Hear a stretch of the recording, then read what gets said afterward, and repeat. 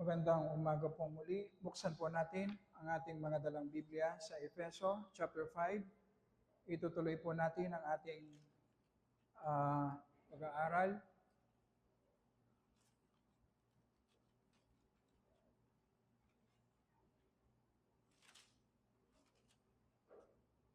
Efeso chapter 5, verses 18 to 14. Verse 8, basahin po natin. Sapagkat kayo'y dating kadiliman, subalit ngayon ay liwanag sa Panginoon. Lumakad kayong gaya ng mga anak ng liwanag, sapagkat ang bunga ng liwanag ay nasa lahat ng mabuti, matuwid at katotohanan, na inaalam kung ano ang kalugod-lugod sa Panginoon. At huwag kayong makibahagi sa mga gawa ng kadiliman na walang ibubunga, kundi iyong ilantad ang mga ito, sapagkat ang mga bagay na palihim nilang ginagawa ay kahiyahiyang sabihin. Subalit, ang mga bagay na inilantad sa pamamagitan ng liwanag ay nakikita, sapagkat anumang bagay na nakikita sa liwanag, kaya't sinasabi, gumising ka, ikaw na natutulog at bumangon mula sa mga patay, at si Kristo ay magliliwanag sa iyo. Tayo po'y manalangin. Mihingi po kami, Panginoon, ng liwanag mula sa iyong Holy Spirit. Pagdating sa mga bagay na espiritual, Panginoon, sa iyong mga salita, masyado kaming mahina, Panginoon. Fully dependent kami sa iyong Holy Spirit. At gamitin mo po, Panginoon, ang pagiging mahina namin upang i-display mo ang iyong kapangyarihan. Gamitin mo ang aming pagkamakasalanan upang i-display mo ang iyong biyaya. Gamitin mo, Panginoon, ang aming mga weaknesses upang i-display mo ang iyong mercy. Sa aming mga sarili, hindi kami deserving, Panginoon. Pero gusto po namin humingi sa iyo alang-alang sa glory ng iyong pangalan. Maging gracious ka na iangat mo ang aming pananampalataya. Bigyan mo kami ng liwanag na makita namin ang iyong mukha. Ma-enjoy ka namin, Panginoon, at magkaroon kami ng power na mabuhay ayon sa iyong kalooban. Ito po ang dalangin namin sa pangalan ng aming Panginoong Yesus. Amen.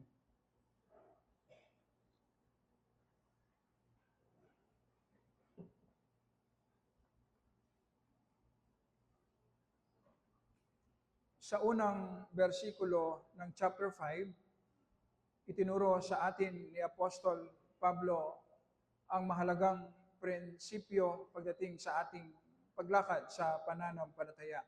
Ang sabi nga, tumulad kayo sa Diyos. I-imitate natin ang Diyos, gaya ng mga anak na minamahal. Nung tayo ay unang nanampalataya kay Jesus para sa ating kaligtasan, sinasabi ng Biblia na kinupkup tayo sa kanyang pamilya. Itinuring tayong mga anak ng Diyos. At bilang mga anak, kailangan nating tularan ang Diyos sa ating pang-araw-araw na pamumuhay. Sa verse 2, ibinigay ang unang katangian ng Diyos na dapat nating gayahin, ang pag-ibig ni Kristo sa atin. Sa 1 John chapter 4 verse 8, sinasabi na ang Diyos ay pag-ibig. Ang pag-ibig ng Diyos sa pamamagitan ng ating Panginoong Yesus ang nag-create ng pag-ibig sa ating mga puso nung tayo'y unang nanampalataya kay Jesus. Kaya naman, meron tayong kakayahan ngayon, tayong mga mananampalataya na mahalin ang Diyos. At ang pag-ibig natin sa Diyos, nagmamanifest yan sa pagsunod natin sa kanyang mga kautusan. Kaya naman nakita natin sa ating nakaraang pag-aaral, ang essence ng 10 kautusan ay pag-ibig. Pag-ibig sa ating Diyos at pag-ibig sa ating kapwa. Kung gusto nating masunod ang mga kautusan ng Diyos, kailangan mag-increase ang pag-ibig natin sa Diyos. At mag-increase ang pag-ibig natin sa Diyos kung palagi ang tayong titingin sa pag-ibig ng ating Panginoong Hesus na ipinakita para sa ating kaligtasan. Sa ganitong paraan, nakikita ng Bible ang tamang pagsunod sa mga kautusan ng Diyos. Kaya naman sa verses 3 to 7, ipinakita sa atin ang peking pag-ibig na ito ang pinapractice ng mga unbelievers sa pamamagitan ng mga sexual sins na sinasabi ni Apostol Pablo kailangan nating iwasan. Sa ating pagpapatuloy, ibibigay ni Apostol Pablo sa atin ang pangalawang katangian ng Diyos na kailangan nating gayahin, i-imitate bilang kanyang mga anak. Sa 1 John chapter 1 verse 5, ang Diyos ay liwanag at sa kanya'y walang anumang kadiliman. Bilang mga tinubos at mga anak, kailangan tayong lumakad hindi lamang sa pag-ibig, kundi pati sa liwanag. Sa Matthew chapter 5 verse 16, paliwanagin ninyo ng gayon ang inyong ilaw sa harap ng mga tao upang makita nila ang inyong mabubuting gawa at luwalhatiin nila ang inyong Ama na nasa langit. Upang ma-appreciate natin, kapansin-pansin na pinapalawak ni Apostol Pablo ang pangunawa natin patungkol sa buhay pananampalataya natin. Taliwas ito sa ating nakasanayan at naituro sa atin na ang buhay pananampalataya ay nakakulong sa pagsunod sa mga kautusan, ang pagkakaroon ng mataas na moral na sinasabi ngayon ni Apostol Pablo na ang buhay pananampalataya ay ang paggaya, pag-imitate sa Diyos, sa kanyang pag-ibig at sa kanyang liwanag.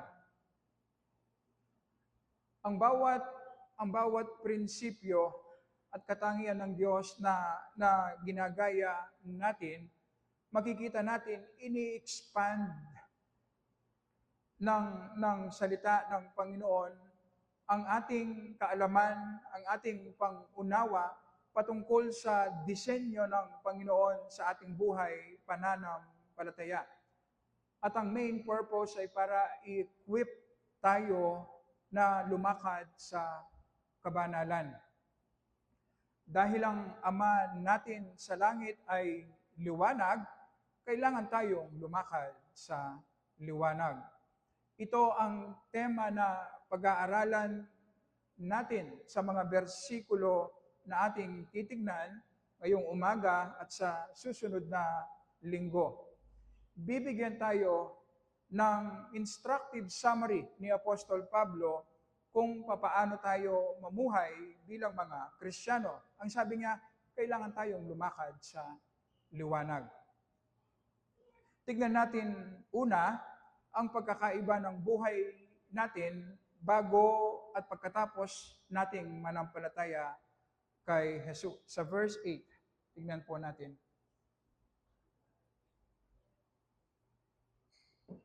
Basahin ko po, sapagkat kayo'y dating kadiliman, subalit ngayon ay liwanag sa Panginoon.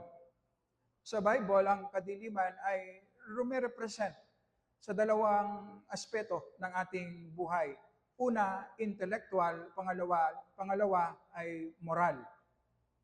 Bago tayo nanampalataya kay Jesus, tayo ay kadiliman, tayo ay nasa kadiliman. Ang ibig sabihin, ignorante tayo sa mga spiritual na katotohanan. nabubuhay tayo sa kasinungalingan at kasalanan. Ito ang sinasabi ni Apostol Pablo sa Efeso chapter 2 verse 1, na bago tayo manampalataya kay Jesus, tayo ay patay sa ating pagsalansang at mga kasalanan. Makikita nating malinaw ang ganitong ignorance sa mga unbelievers, na ito ang kalagayan natin dati, na malinaw nilang nakikita ang kamatayan, na sigurado sa ayaw at sa gusto nila darating ang kamatayan. Ang logical at normal na dapat tugon ng mga unbelievers kung siguradong darating ang kamatayan ay kailangan nilang maghanap ng solusyon. At hindi dapat sila titigil hanggang hindi nila mahanap ang solusyon sa kamatayan. Pero ano ang ginagawa ng mga unbelievers? Nabubuhay sila na para bang hindi darating ang kamatayan. At hindi lamang yon, ginawa nilang normal ang kamatayan, na dahil lahat ay namamatay, okay lang na hindi maghanda kasi lahat naman ay mamamatay. Pero kapag dumating ang kamatayan, especially sa mahal nila sa buhay, hindi nila matanggap sa sobrang sakit. Ang mismong pain na nararamdaman ng mga unbelievers tuwing namamatayan, pinapatunayan nito ang sinasabi ng Bible na naitanim sa ating puso ang eternity. Nararamdaman ng tao na nilalang siya ng Diyos, na mabubuhay siya sa pangwalang hanggan. Ito ang sinasabi ng pain na nararamdaman ng tao tuwing nahihiwalay siya sa kanyang mahal sa buhay. Pero hindi niya naunawaan. Ignorante siya pagdating sa mga ganitong spiritual na katotohanan. Kasi ang sinasabi ni Apostol Pablo, sila ay nasa kadiliman, ignorante at nabubuhay sa kasinungalingan.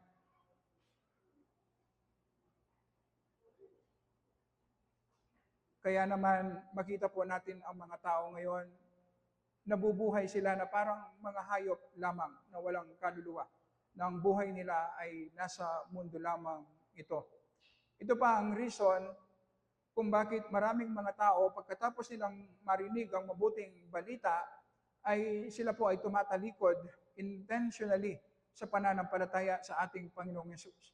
Kasi sinasabi nila maraming bawal. Mawawalan sila ng kalayaan na gawin kung anong gusto nilang gawin na kasalanan sa kanilang buhay. Para sa kanila, malaking kawalan ang tumalikod sa paggawa ng kasalanan at mabuhay para sa Panginoon. Ito ang sinasabi ng awitin na sa langit wala ang beer. Ang ibig sabihin, boring sa langit, at dito sa mundong ito lamang sa paggawa ng kasalanan, nag-enjoy ang tao. Sa John chapter 3, verses 19 to 20, ito ang explanation na sinasabi ng Biblia. At ito ang kahatulan na naparito ang ilaw sa sanlibutan, ang ating Panginoong Yesus. At inibig pa ng mga tao ang kadiliman kaysa ilaw, sapagkat ang kanilang mga gawa ay masasama, sapagkat ang bawat isa na gumagawa ng masama ay napopoot sa ilaw, sa ating Panginoong Yesus, at hindi lumalapit sa ilaw upang ang kanyang mga gawa ay huwag malantad. Makikita natin na hindi lamang nabubuhay sa kadiliman ng tao, kundi ini-enjoy niya at mahal niya ang kasalanan at spiritual ignorance. Kaya naman, pagdating sa ating evangelism, huwag nating isipin na primarily ay intellectual ang pagsunod sa ating Panginoong Yesus. Makikita po natin na gaano man kagaling ang isang tao, tatalikod siya sa ating Panginoong Yesus dahil mas mahal niya ang kanyang kasalanan at ayaw niya ma-expose ang kanyang kasalanan kung siya ay lalapit sa ilaw, sa ating Panginoong Yesus. Ito rin ang reason kung bakit ang mga tao na sinasabi nating mababa ang kanilang pinag-aralan, hindi sila nananampalataya kasi mahal nila ang kanilang kasalanan. Sila ay kadiliman. Nabubuhay sila sa kasalanan at ayaw nilang ma-expose sa liwanag. Ito ang reason na sinasabi ni Apostol Pablo na ito rin ang ating kalagayan bago tayo manampalataya sa ating Panginoong Yesus. Tignan pa natin minsan. Ang sabi nga, sapagkat kayo'y dating kadiliman. Pansinin po natin, hindi sinabi ni Apostol Pablo na dati tayong nabubuhay sa kadiliman. Do ito ay totoo. Ang sinabi niya, dati tayong kadiliman. Ibig sabihin, bago tayo manampalataya kay Jesus, ang buong pagkatao natin, ang ating isip, ang ating puso, ang ating emosyon, ang ating will, ay kadiliman. Hindi lamang tayo simpleng biktima ni Satan o ng kasamaan sa mundong ito. Ang sinasabi sa atin, actively nagko-contribute tayo sa kasamaan. Hindi lang tayo basta gumagawa ng kasalanan, kundi ang very nature natin ay makasalanan. Ito ang mahirap tanggapin sa sinasabi ng salita ng Panginoon. Hindi ang kakulangan ng edukasyon ang problema ng tao. Hindi ang masasamang nangyayari sa kanyang paligid. Hindi ang kahirapan ang main problem ng tao. Ang main problem na sinasabi ng Biblia, ang tao po ay nasa kadiliman. Ang kanyang buong pagkatao at tumatalikod siya sa ilaw, sa ating Panginoong Yesus na siyang solusyon sa kanyang kadiliman. Kaya naman, ang tanging solusyon, kung ito ang dati nating kalagayan na tayo ay kadiliman, ang tanging solusyon ay ibigyan tayo ng bagong spiritual life ng Holy Spirit. Ito ang tinatawag na born-again experience. Upang the moment na bigyan tayo ng bagong spiritual life ng Holy Spirit, manahan sa atin ang banal na Espiritu, magkakaroon tayo ngayon ng power na makita ang ating sarili na makasalanan, papunta sa impyerno, na ang tanging pag-asa lamang natin ay ang Panginoong Yesus, na siya ang nabuhay ng perpekto at namatay sa krus bilang kahalili, kaya naman mabilis tayong nanampalataya kay Jesus para sa ating kaligtasan. At ang bunga ng pakikipag-isa natin kay Jesus, tayo ngayon ay naging liwanag sa Panginoon. Ganito po ang punto na gustong ipakita ni Apostol Pablo sa atin. Ang pagiging Kristiyano natin ay isang supernatural work ng Holy Spirit sa buhay natin. Tayo ay kadiliman at nilipat tayo ng Panginoon sa liwanag sa pamamagitan ng pananampalataya kay Jesus. At dahil sa pakikipag-isa natin sa ating Panginoong Jesus na siyang main source ng liwanag, tayo ngayon ay nagiging liwanag sa Panginoon. Ang magandang picture ay ganito. Para tayong moon, buwan. Alam po ba natin na walang sariling liwanag ang buwan? Ang liwanag na nanggagaling sa buwan ay galing yon sa sun, na nire-reflect lang ng buwan ang liwanag na galing sa sun. Ang Panginoong Yesus, ang main source ng light, siya ang sun. At tayo'y mga moon lamang na nire-reflect lang natin sa ating buhay ang liwanag na nanggagaling sa ating Panginoong Yesus. At bilang bunga ngayon ng pagiging liwanag natin kay Jesus, ang sabi ni Apostol Pablo, lumakad kayo sa liwanag. At ang isang bunga ng paglakad sa liwanag ay sumusunod sa mga kautusan. So hindi tayo sumusunod sa mga kautusan upang magkaroon tayo ng liwanag. Hindi po. Upang maligtas tayo. Hindi po. Nasa liwanag na tayo, kaya meron tayong power na sundin ang mga kautusan ng Diyos. Kung ikaw ay nandito at walang saving relationship kay Jesus, ang sinasabi ng Biblia, ikaw ay nasa kadiliman. Kaya hindi mo nakikita na ikaw ay makasalanan, rebelde sa harapan ng Diyos. Kasi nga ikaw ay nabubuhay sa spiritual ignorance, na ikaw ay papunta sa impyerno bilang kabayaran ng iyong kasalanan. Kaya hindi mo rin nakikita ang importansya ng paglapit kay Jesus para sa iyong kaligtasan.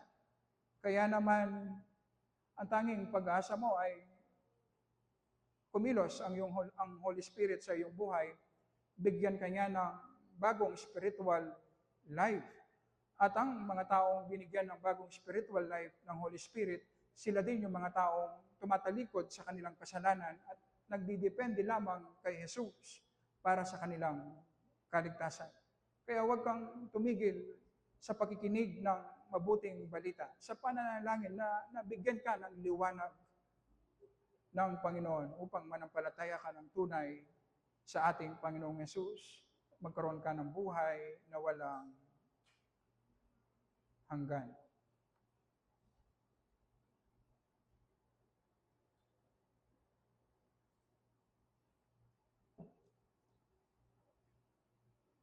Kaya naman sa ating pagpapatuloy, titignan natin ang positive na utos ni Apostol Pablo na dahil tayo ay liwanag sa Panginoon, ang sabi niya ngayon, lumakad kayong gaya ng mga anak ng liwanag. Sa verse 9, sapagkat ang bunga ng liwanag ay nasa lahat ng mabuti, matuwid, at katotohanan. Verse 10, na inaalam kung ano ang kalugod-lugod sa Panginoon. Sa mga bersikulong ito, sinasabi sa atin ni Apostol Pablo ang bunga o katangian na makikita sa atin kapag tayo ay lumakad sa liwanag. Una, mabuti. Ang pagiging mabuti ay isang katangian ng Panginoon. Ang Diyos ay mabuti sa lahat. Ang ibig sabihin nito ay benevolence. Ito ang katangian na bunga ng banal na espiritu sa buhay natin kung saan dinidesire at gusto nating maging pakinabang ang buhay natin sa ibang tao, sa ating kapwa. Dinidesire natin na mabawasan ang paghihirap ng ating kapwa.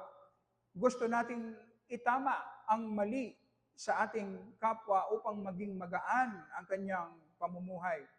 Palaging naghahanap ng mga opportunities upang paglingkuran ang kanyang kapwa. Tumulong sa kanyang kapwa sa lahat ng kanyang pangailangan, spiritual man o material. Kabaligtaran ito sa natural na katangian nating mga tao na dati ay nasa kadiliman. Ang palaging iniisip natin ay kung papaano natin magagamit ang ibang tao, ang ating kapwa, para sa ating personal na interes.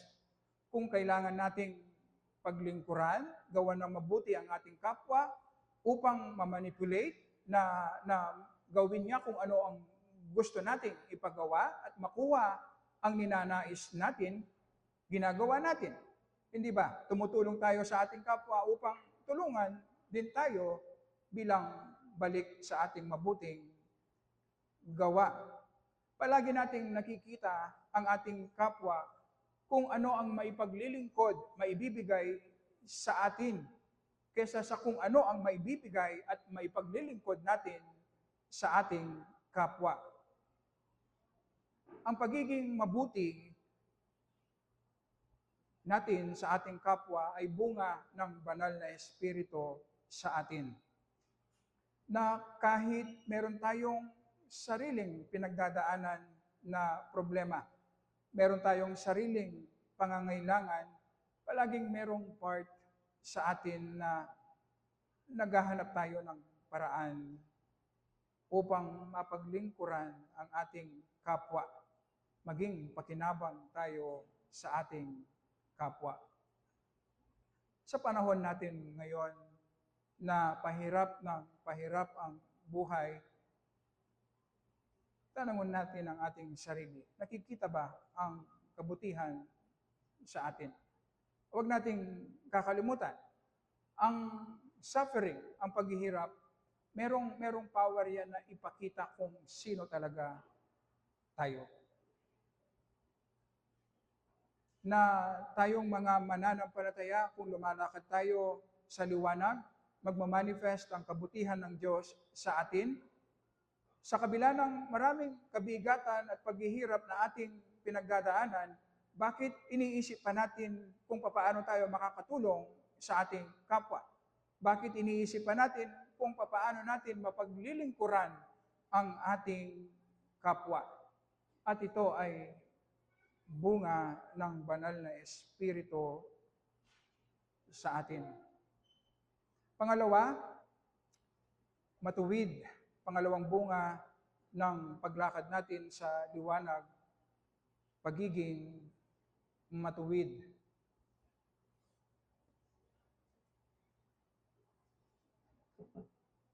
Ito ay tumutukoy sa ating conformity sa mga kautusan ng Diyos.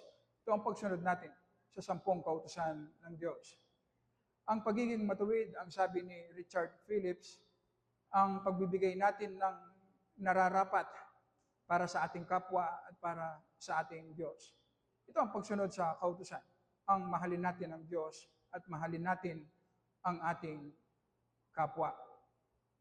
Ang ibig sabihin, ang mga kautusan na sinasabi ni Apostol Pablo na ating napag-aralan sa chapter 4, ang pagsabi ng katotohanan, ang pagkakaroon ng matuwid na galit, ang pagtulong sa ating kapwa, ang pag-build up ng reputasyon ng ating kapwa sa pamamagitan ng salita, ang mga ito pala ay bunga ng paglakad natin sa liwanag. Pangatlo, ang bunga ng paglakad natin sa liwanag ang katotohanan. Ang isang katangian ng liwanag, in-expose niya ang kadiliman sa atin. Sa isang Kristiyano na lumalakad sa liwanag, hindi niya itinatago ang kasalanan na ipinapakita ng Holy Spirit sa kanya. Agad-agad siyang nagre-repent. Hindi niya kinukupkop at hindi siya dumidepensa sa kilos ng Holy Spirit sa kanyang buhay. Kung papaano siya namumuhay sa loob ng kanyang tahanan, ganon din siya namumuhay kapag kaharap ang maraming tao. Merong transparency sa kanyang buhay. Merong sincerity sa kanyang buhay. Kabaligtaran ng katangian ng mga taong nasa kadiliman. Itinatago nila ang kasalanan sa buhay nila at pagdating sa harap ng maraming tao, sila ay nagpapanggap. Kaya puno ng hypocrisy, ng pretensions ang kanilang buhay. At dahil ipinamumuhay natin, tayong mananampalataya ang katotohanan, ang ibig sabihin, hindi tayo nagsisinungaling. Nagsasabi tayo ng totoo. At dahil nabubuhay tayo sa katotohanan at nagsasabi ng totoo, ang ibig sabihin, reliable tayo at karapat-dapat na pagkatiwalaan. Ito ang katotohanan na sinasabi na bunga ng banal na Espiritu sa ating buhay.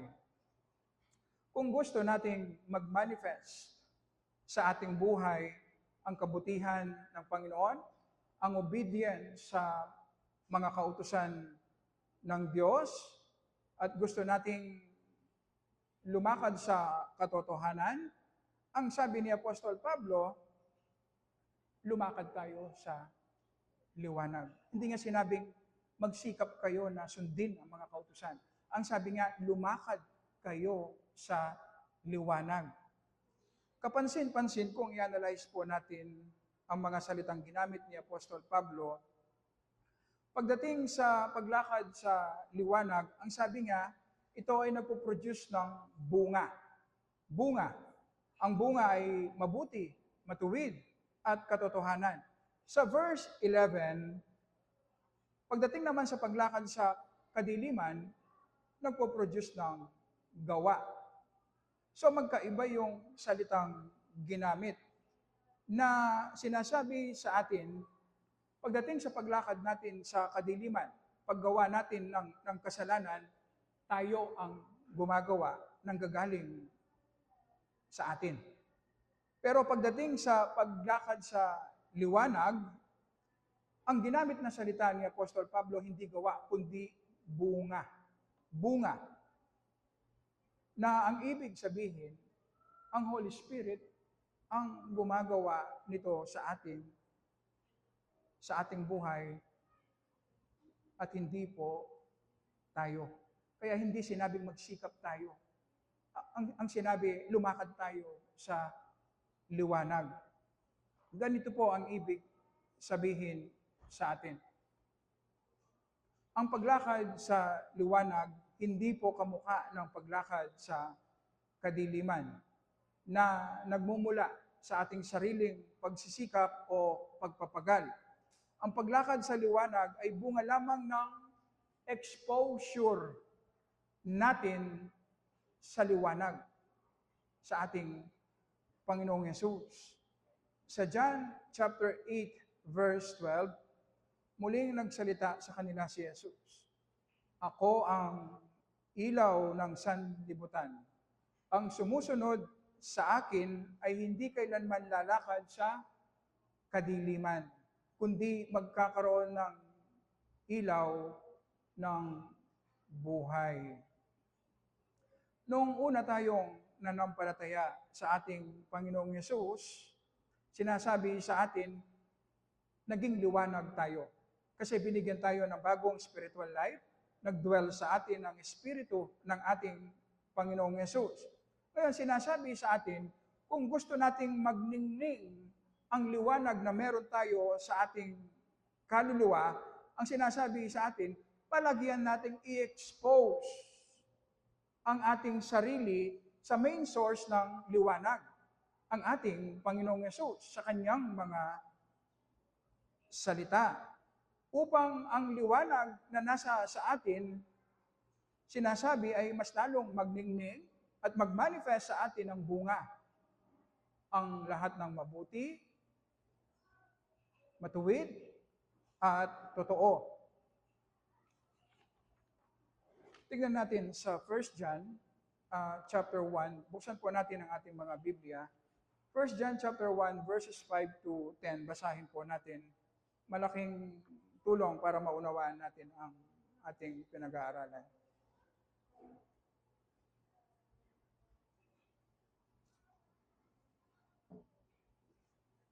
First John chapter 1 verses 5 to 10. Basahin po natin. Verse 5. At ito ang mensahe na aming narinig sa Kanya at sa inyo ay aming ipinahayag na ang Diyos ay liwanag at sa Kanya ay walang anumang kadiliman. Kung sinasabi natin tayo ay may pakikisama sa Kanya, fellowship, at tayo ay lumalakad sa kadiliman, nagsisinungaling tayo at hindi natin ginagawa ang katotohanan. Ngunit kung tayo ay lumalakad sa liwanag na tulad niya na nasa liwanag, may pakikisama tayo sa isa't isa. Fellowship tayo sa isa't isa. At ang dugo ni Jesus na kanyang anak ang lumilinis sa atin sa lahat ng kasalanan. Verse 8. Kung sinasabi natin tayo ay walang kasalanan, dinadaya natin ang ating sarili at ang katotohanan ay wala sa atin. Kung ipinahayag natin ang ating mga kasalanan, siya ay tapat at banal na magpapatawad sa ating mga kasalanan at tayo'y lilinisin sa lahat ng kalikuan. Last verse. Kung sinasabi natin tayo'y hindi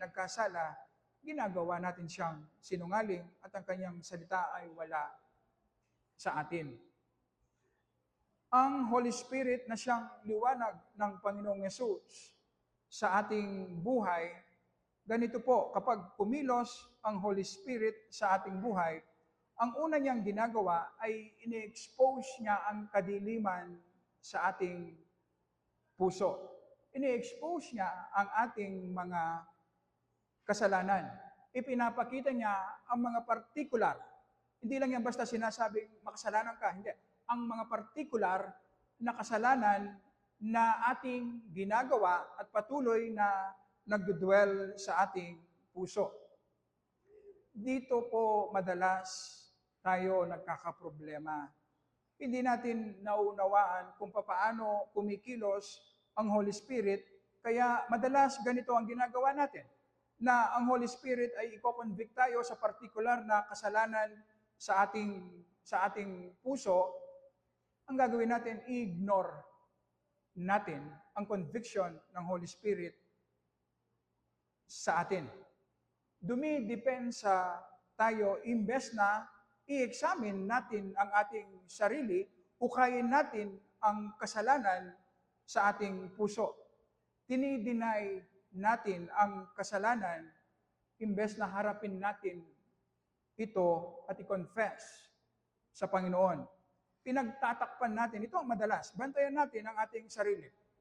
Ito ang madalas, kapag kinoconvict tayo ng Holy Spirit sa ating kasalanan, ang isang makasalanang tugon natin, madalas ganito, gumagawa tayo ng mabuti para pagtakpan at i-silence ang ating konsensya.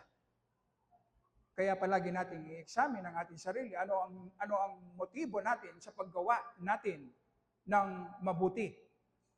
At kung hindi tayo nagbabantay, madalas ang motibo natin, meron lang tayong pinagtatakpan na kasalanan.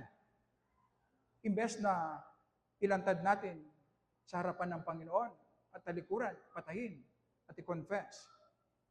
Kapag ganito ang ginagawa natin, hindi tayo nagiging honest sa ating sarili. At kung hindi tayo honest sa ating sarili, paano tayo magiging honest sa Panginoon? Hindi pwede. Ang ibig sabihin, kapag dinideny natin ang conviction ng Holy Spirit sa atin, ang ibig sabihin, nilalabanan natin ang banal na Espiritu sa ating puso. Kaya naman magkakaroon ng barrier ngayon sa ating relasyon sa Diyos. Mag-grieve ang Holy Spirit. Ano ang bunga? I-withdraw ng Holy Spirit ang joy, ang power, ang illumination. Parang sa mag-asawa, kapag nakagawa ng kasalanan ng asawang lalaki sa kanyang asawang babae, hindi naman nagbabago ang kanilang estado na mag-asawa sila. Pero dahil merong barrier, merong nagawang kasalanan, meron na ngayong distansya. Iniiwasan nila isa't isa. Wala na enjoy ng kanilang relationship. Ganon din pagdating sa ating relasyon sa Diyos. Hindi naman nawawala ang kaligtasan ng isang tunay na mananampalataya kapag gumagawa ng kasalanan. Nagkakaroon lang ng barrier sa ating relationship. Nagiging hadlang ngayon ang kasalanan sa ating relationship sa Panginoon. Kaya, pansinin po natin, kapag meron tayong tinatagong kasalanan, walang joy. Kahit sa paglilingkod natin, walang power. Wala ding illumination. Pag nagbabasa tayo ng Word of God, wala kang naiintindihan, hindi ka lang basta pagod. Ang ibig sabihin, may kasalanan na pinapabayaan natin. Kaya nag-grieve ang Holy Spirit. Nagpipray ka na para bang wala kang kinakausap? Hindi ka lang pagod. Nag-grieve ang Holy Spirit. Nag-worry ka, malungkot ka dahil sa problema na pinagdadaanan mo. Ang problema hindi ang sitwasyon. Ang problema, may kasalanan na pinapabayaan mo sa iyong buhay na hindi mo kino-confess. Merong barrier sa ating relationship sa Panginoon. Pero sa kabilang banda, kung isasubmit natin ang ating sarili, at ito ang dapat natin gawin, isasubmit natin ang ating sarili sa panunuri ng Holy Spirit sa ating puso, sa pagsisiyasat ng Holy Spirit sa ating puso, meron siyang ipapakitang partikular na kasalanan sa atin. Makikita natin ang ating selfishness, ang pride, ang worldliness, ang lack of love, ang paglabag sa partikular na kautusan, at imbes na itago natin, hukayin natin ito. I-examine pa natin lalo. Hindi natin natatago, i-examine natin ang ating sarili at dadalhin natin sa liwanag ng salita ng Panginoon ang ating kasalanan upang mawala ang kadiliman at manatili ang liwanag sa ating buhay. Imomortify natin, tatalikuran natin, at i-confess natin sa Panginoon ang ating kasalanan. At ano ang pangako sa atin?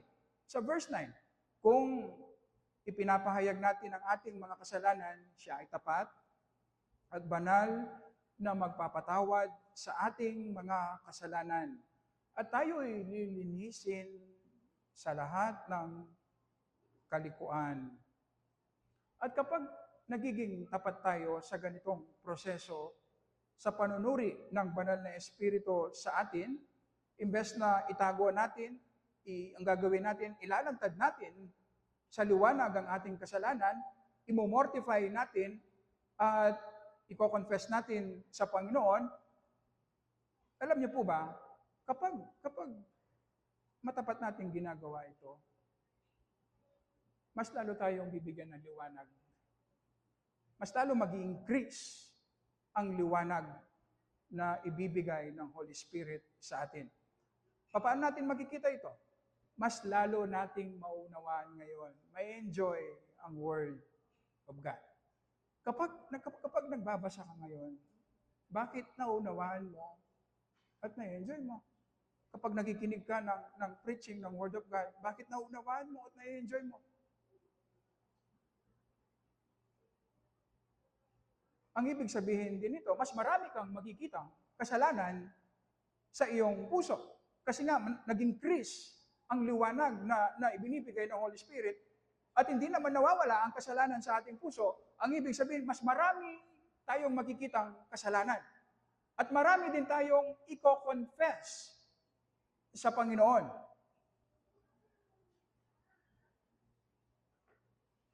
At mas makikita natin, magkakaroon ng power, ng joy, ng illumination. Ang prayer life natin, na-enjoy natin. Na-enjoy natin ang ating communion sa Panginoon. Alam niyo po, cycle ito na kapag nagiging matapat tayo sa conviction at sa kilos ng Holy Spirit sa atin, pa-increase ang liwanag na ibibigay ng Holy Spirit sa atin. At pa-increase din ang experience natin sa eternal life na lubusan nating mararanasan sa susunod na glory. Kung maunawaan lang natin na ang pumipigil sa ating growth at nagpapabigat sa buhay natin ay ang natitirang kadiliman sa ating puso, alam niyo po ba, hindi ang ibang tao ang problema. Hindi ang mga pagsubok. Ang problema, ang natitirang kadiliman sa ating puso. Na kung mabigatan lang tayo, magsisikap tayo na palagian natin i-expose ang ating sarili sa liwanag, sa salita ng Panginoon. Ano ang reason kung bakit hindi natin binibigyan ng time ang Word? Bakit hindi tayo naglala ng time sa prayer? Ano ang reason? Kasi na-enjoy natin ang madilim. Nasanay na tayo sa madilim. Kaya ang isang ginagawa ng Holy Spirit, paparamdam niya sa atin ang bigat na nasa madilim tayo. At doon, mag-uumpisa tayong lumapit sa Kanya, sa Kanyang salita, kasi nabibigatan tayo sa ating mga kasalanan. At doon, mag-uumpisa ang confession, ang obedience, at ang cycle, hanggang sa pa-increase ng pa-increase ang liwanag na ibibigay ng Panginoon sa atin. Ang reason kung bakit nagkakaroon tayo ng bitterness sa ating kapwa, kasi hindi natin nakikita dahil sa kadiliman na sa atin ang maraming pagpapatawad ng Diyos sa ating maraming kasalanan. Merong darkness, kaya merong bitterness sa ating kapwa. Kapag na-enjoy natin ang mga bagay sa mundong ito, pero hindi ang pag-ibig ng Diyos, ang ibig sabihin, merong kadiliman sa ating puso. At kailangan magkaroon tayo ng exposure sa liwanag upang mawala ang kadiliman, manatili ang liwanag, ma-enjoy natin ang Panginoon, ang Kanyang pag-ibig sa atin. Kapag merong pumupuna sa atin, madalas agad-agad tayong nagagalit. Alam niyo po ba, ito ay bunga ng kadiliman sa ating puso. Hindi natin nakikita na ang katwiran ni Kristo ay pinasuot na sa atin. At anuman ang opinion ng ibang tao sa atin, hindi na magmamatter yan. Kaya pwede nating harapin ang criticism ng ibang tao sa atin para i-check natin, baka meron ng mali sa buhay natin na kailangan nating itama. Pero hindi ganyan ang ating attitude. Nagagalit agad tayo. Kasi nga, meron darkness sa ating puso na hindi natin nakikita ang katotohanan, spiritual na katotohanan, na meron na tayong katwiran kay Kristo. Ang problema natin, nasanay na tayo sa madilim. Kaya hindi natin dinidesire ang liwanag. Ang eternal life na ibinigay ng Panginoong Yesus sa atin, hindi lang natin mararanasan yan sa susunod na buhay. Ngayon pa lamang. Tama, ang buhay pananampalataya sa mundong ito mahirap. Pero dinisenyo ng Diyos na magaan kapag nararanasan natin ang Panginoon. Nabubuhay tayo sa power ng Holy Spirit. Anumang pagsubok, anumang paghihirap, kaya nating i-overcome na merong joy dahil sa power ng Holy Spirit. Kung lalakad lang tayo sa liwanag. Ito ang mensahe na gustong iparating sa atin ni Apostol Pablo. Ang buhay pananampalataya, hindi yan ang pagsisikap. Sundin natin ang Panginoon sa ating sariling kalakasan. Hindi. Maglingkod tayo sa ating sariling kalakasan. Hindi. Ang buhay pananampalataya, sinasabi ni Apostol Pablo, i-expose mo ang iyong sarili sa main source ng liwanag upang magningning ang liwanag na nasa sa iyo at mag-manifest. Ang obedience sa ating buhay bilang bunga ng Holy Spirit sa ating buhay. Kung maunawaan lang natin ito, at ito ang gustong iparating sa atin ni Apostol Pablo, magkaroon tayo ng malawak na perspective, kaalaman, mag-expand ang ating mind pagdating sa pangunawa natin kung paano natin isabuhay ang ating pananampalataya, aangat tayo. So hindi lang tayo lalakad sa pag-ibig, kailangan din natin lumakad sa liwanag. Tayo po ay mag-pray. Maraming salamat po, Panginoon, sa iyong mga salita na nagbibigay ng liwanag sa kadiliman sa aming mga puso.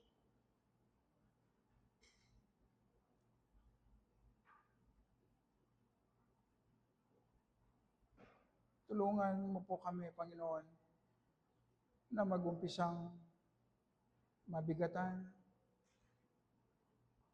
mag-umpisang makita namin ang marami naming kasalanan sa aming mga puso. At bigyan mo kami ng power na makita namin ang righteousness na na-achieve ng aming Panginoong Yesus sa pamamagitan ng kanyang perpektong buhay at kamatayan na sinasabi mo sa amin. ng pagtanggap mo sa amin ay hindi nakadepende sa aming mabubuting gawa. Nakadepende sa ginawa ng aming Panginoong Yesus. Kaya naman, Panginoon, may expose man kami sa liwanag, makita man namin ang marami naming kasalanan, meron kaming power na harapin ang mga ito. Dahil sa iyong hindi nagbabagong acceptance sa amin. At tulungan mo po kami, Panginoon, kung paano lumapit sa iyo na nagre-repent kami sa aming mga kasalanan. At maging gracious ka na bigyan mo kami ng liwanag na tuwing nag-aaral kami, Panginoon, ng iyong banal na salita, maunawaan po namin. Bigyan mo kami ng liwanag at turuan mo kami kung paano i-meditate ang iyong mga salita, kung paano i-examine ang aming mga sarili.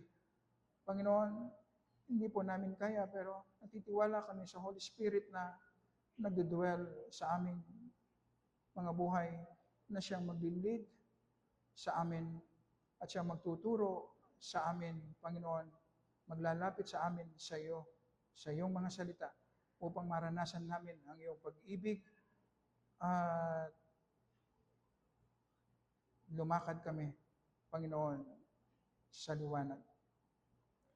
Para sa glory naman ng aming Panginoong Yesus. Amen. Amen.